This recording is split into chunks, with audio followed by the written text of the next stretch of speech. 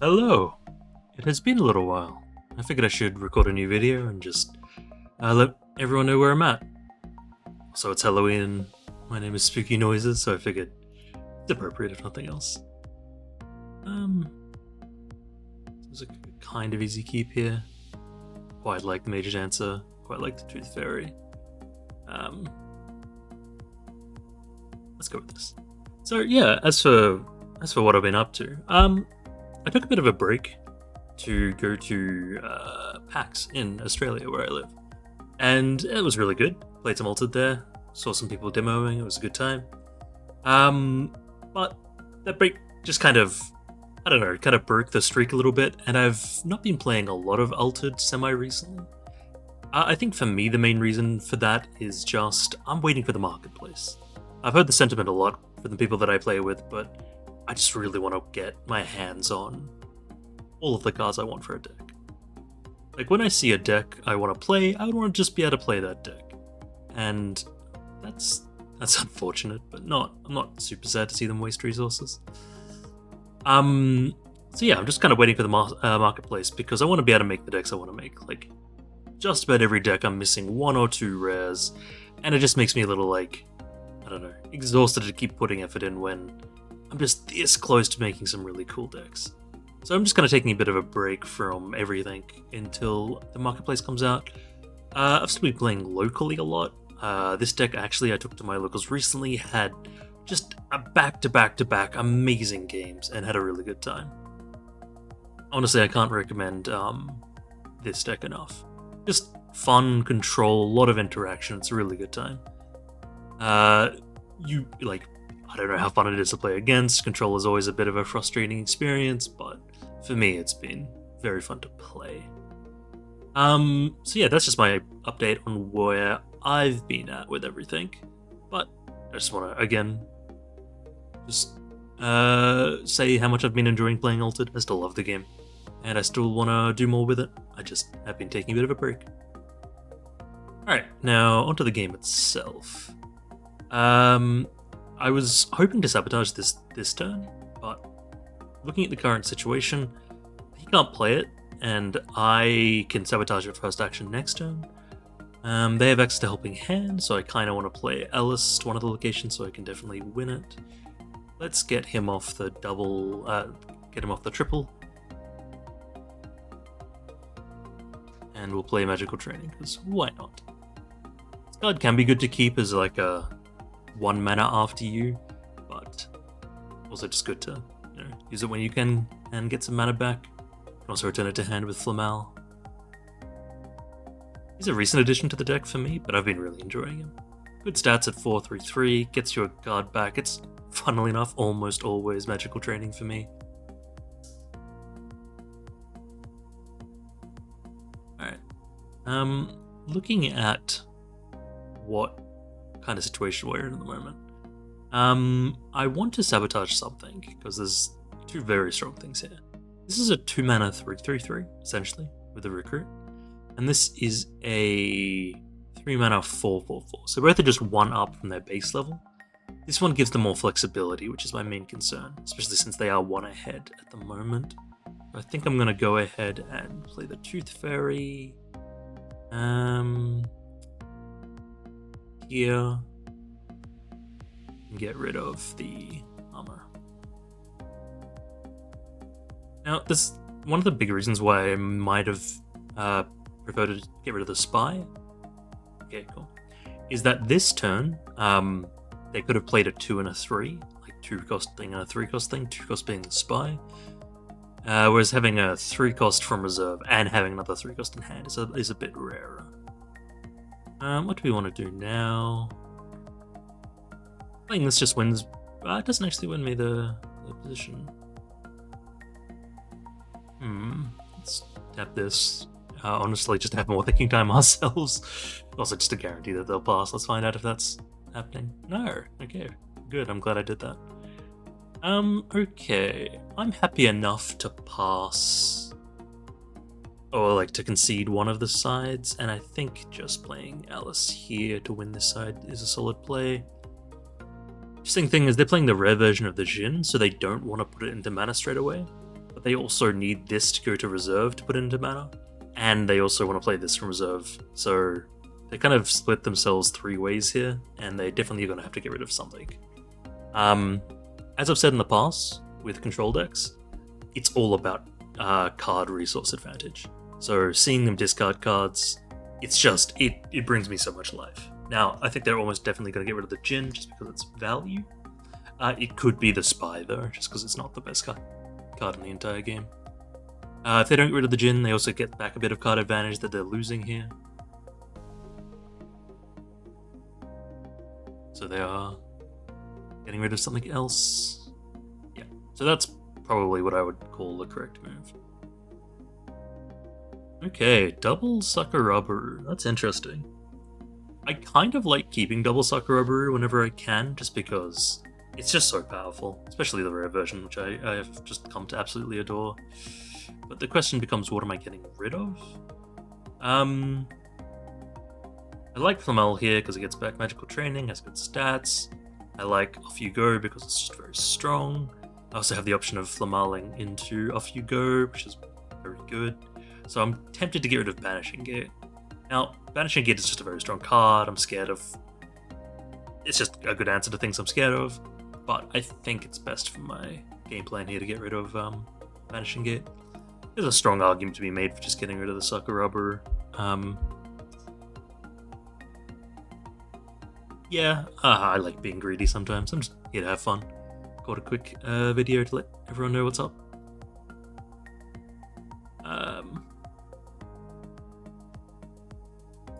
Kind of what we expect to see. I very much expect the Djinn to come out as well from reserve and just have a double mana turn, which honestly is a little bit scary. Kind of wish I had a bit of sabotage. Maybe there's an argument to be made that I shouldn't have put the Spycraft into my mana earlier. But here we are. I think using Flamal on the right here is probably going to get us a bit of success. This comes in with a boost, so it will beat us on one of the relevant stats. It's fine enough. Use Flamal. We'll return Magical Training to our hand. And so yeah, they'll almost definitely play the Djinn, and I'm thinking that we Off You Go it or Buddha. Yeah, that seems probably correct. It does mean we need to get rid of either Figo or Tooth Fairy from reserve, or Flamel for that matter, which I'm happy enough with. I can't really afford to let them have a double advance again. I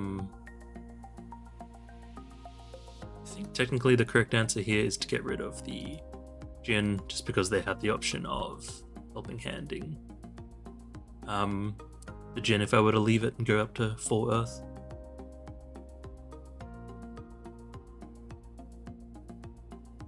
Now, end of turn, I have a really interesting decision here. Cool. As I expect. Get rid of Fleeting. That's good card advantage.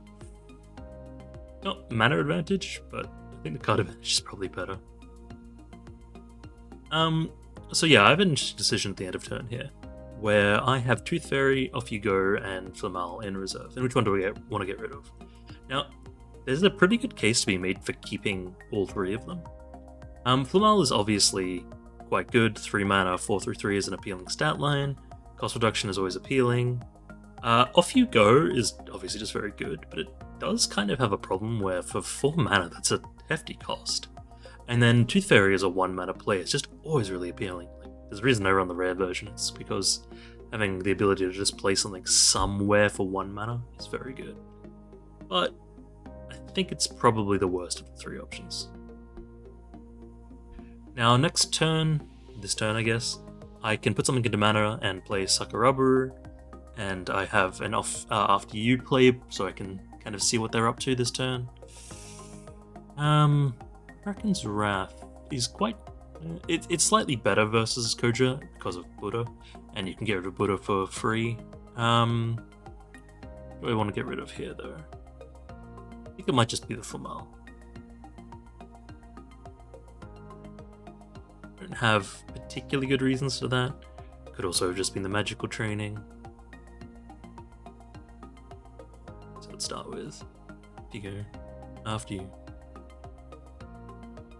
Another thing I can do here is cost reduce the magical training. That allows me to draw a card, but also allows me to have another turn of after you till I play Sucker Rubber.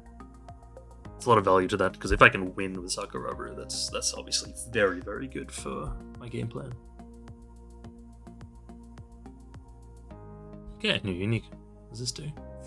I go to reserve in the expedition zone if I have one or more boosts. Draw a card.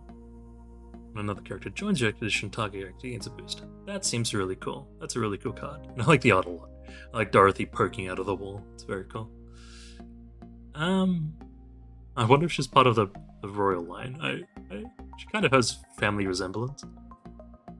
Okay, so I think I need to do this play. I was kind of hoping to save it for next turn to be essentially another after you before Sucker Rubber, but I think they're threatening too much power and they have too much mana remaining. So I'm going to reduce magical training, free card draw, and just hold Sucker Rubber in reserve. Now, obviously, I think the first boost they want to put into play is on themselves.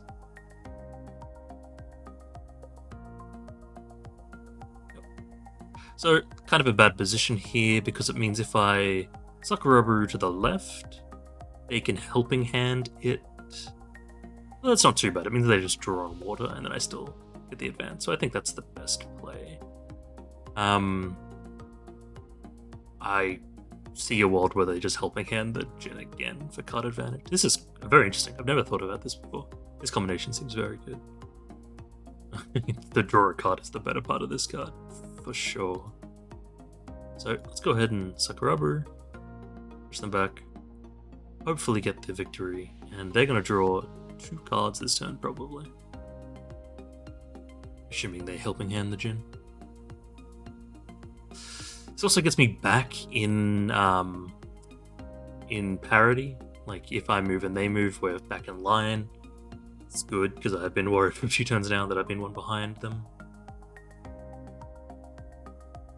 Oof, yeah, that's what I was worried about. Small thing from hand allows them to give another boost out, and because they're just stacking water here, they get the water advance. That's not particularly good for me. Does mean they won't be able to Helping Hand the Mighty Djinn. Knock on wood that they don't have another one in hand. And they will overstack their reserve, but I think for them it's worth it. Now, I do get an advance, and I did push them back 1, so we aren't in a worse position than we started the turn, even though they get a double advance. But I didn't get that going back into parry that I was hoping for. So, yep, we'll see them get rid of something. One of the, like, nice things about magical training is that the 3 mana to play from reserve is not appealing, so it's very easy to just get rid of this card from reserve, and I am very happy to do that right now. As much as Off You Go kind of has a similar problem, yeah, I think it's important to keep control in this matchup right now. Speaking of control, kind of an awkward looking hand at the moment. We have Kraken's Wrath. That's an interesting hand. So we have the option that I was talking about recently, which is Sucker Rubber and Magical Training to get that after you effect for Magical Training. I think I'm just getting rid of Kraken's Wrath there. Next turn, we are able to play Kraken's Wrath and Sucker Rubber from reserve, which is nice. Unfortunately, we won't be able to get Buddha because it'll be on my turn, but it still represents a lot of power and control. But I was hoping to play Kraken's Wrath this turn, play some stuff out, bounce some stuff, etc. But I think I don't have anything else to play is the problem. Like if I had even just a 1 mana guy to take a side here. Either way, okay, this isn't free, I need to consider this. So Magical Training will overflow my reserve. I'll probably, at the end of turn, just end up with 2 Sucker Rubbers in my reserve. But I think we use this to see what they are planning and see what else we have. Another one. Cool. We could draw another card here. Again, it functions as a 1 mana after you and does allow us to Kraken's Wrath. And if we draw a 1 mana card, it's pretty good for us. Right, let's see what Kraken's Wrath does here. Kraken's Wrath returns all of their board right now to the reserve. They have 5 mana left. They're actually kind of threatening a victory here, so I need to be a bit careful. Sakurabu just completely safeguards me from that. They can't win. But there's a pretty good chance between everything that if I put Sakurabu to the left, they get a double advance, which puts them on double game point next turn. Not great. In fact, they definitely, I can just see on board where they get that from. So what I could do is say, essentially this turn I am just playing hard control. So off you go the Ozma, so it doesn't get any more value. And basically sit here, see what they do, and then have Kraken's Wrath. Now, they can just Issen Bushi and still have full mana. This is why I actually kind of fear playing against the mana ramp Buddha deck a fair bit in Akesha Taru. It's just because of how good having a lot of mana versus this deck is.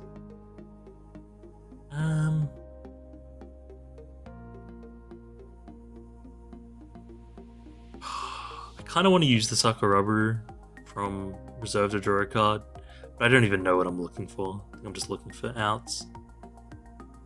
I think the play is just Kraken's Wrath their entire board here. It does mean if they have 2 things they can play, they win the game. That's not great. But I think that anything else kind of falls prey to the same problem. Like playing Sakurabu to the left just gets answered. So yeah, let's just wrath their entire board. Dong ding. They get Haven's Warrior that they can play from reserve, and they obviously still have 2 cards in hand. And they know that I have nothing else, and I have 4 cards in reserve. Not a good position to be in, but we'll see what they have to offer. Okay, we call. Not even the rare one, which is kind of interesting. Alright, question being, do I draw a card? It honestly feels bad to have so many things in reserve. I'm probably just Sakurabuing next turn. But, like, what do I want to keep? Like, what would my reserve look like if I Sakurabu? It would just look like 2 off you goes, magical training and off you go. No, I kind of want this 4 mana 5/5/5 from reserve. Thank God, I don't have another Issen Bushi to just immediately win the game. Right. Get rid of these 2.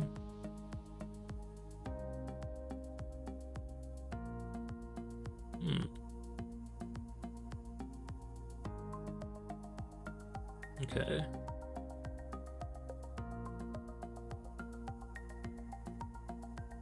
So, if we're once again hoping for a Sakurabu based play here, what I think I want to do is open up with Tooth Fairy and sabotage the Wukong immediately, because I want to fight over Earth on the right hand side. And obviously I don't want to fight against 6 Earth when I'm doing that. The Haven Warrior only having 2 Earth is a weakness that I can exploit. Terrifying. Terrifying. Let's now just use After You to see what they have in. Hopefully I see what they have in their hand. Okay, so now I have perfect information. This is very good. I know that if I play Sakurabu to the right here, they can't win. They can't win at all, but they do stop me from getting an advance. Oh god. Oh, I almost made a terrible mistake. I hope you weren't screaming at me. If I moved them back with Sakurabu, they would be on water, which would put them at 5, 6, 7 with the Haven. So they would instantly advance back, and I'd be in the same position without any benefit at all. Whereas Sakuraba on the left beats them in everything, and they can't intimidate it. So that gets me... that gets me an advance. They can't beat it with a Haven Warrior. Okay, good. Okay, I almost made a big mistake. Still not loving my position here, but it's better. It's better. In terms of outs to win the game, I do have Small Step in the deck. So I have 2 copies. So if I manage to at least get to parity with them, interesting. Just get them anything. Don't know why they would play that. I think I draw now.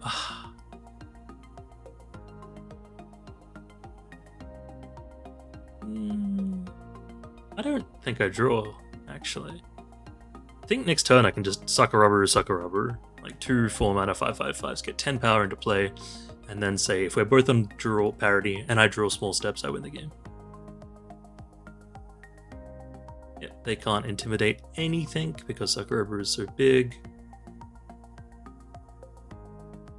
They can intimidate Tooth Fairy.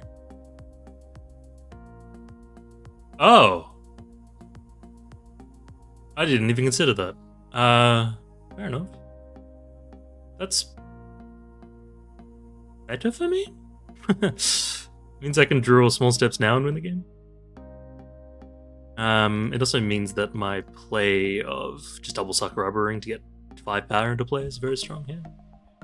Small Steps. GG.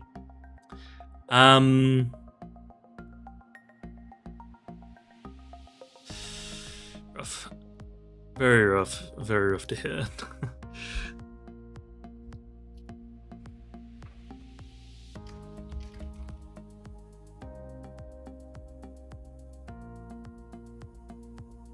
Yeah, he just mentioned that he made a mistake, and yeah, fair enough, and the fact that it wins me the game because of it is definitely, it feels bad for him.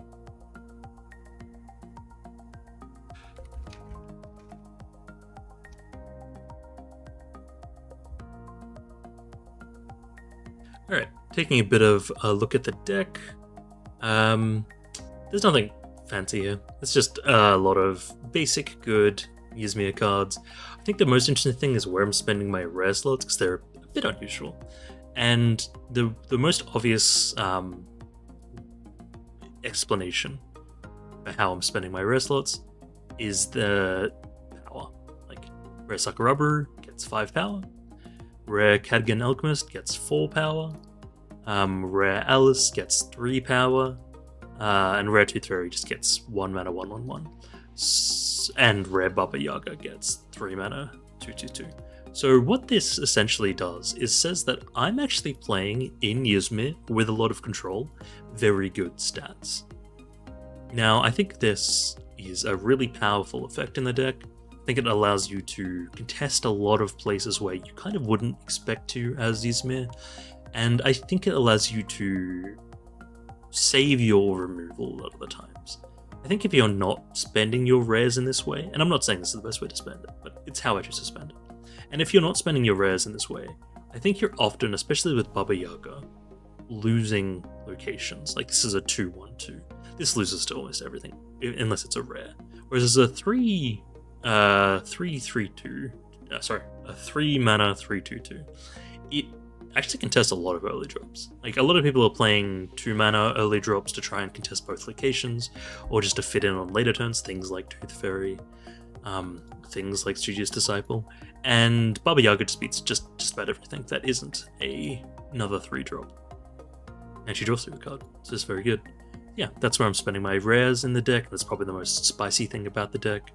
The other rare I'm spending is Kraken's Wrathens, because it's actually predominantly for the 4-target bit.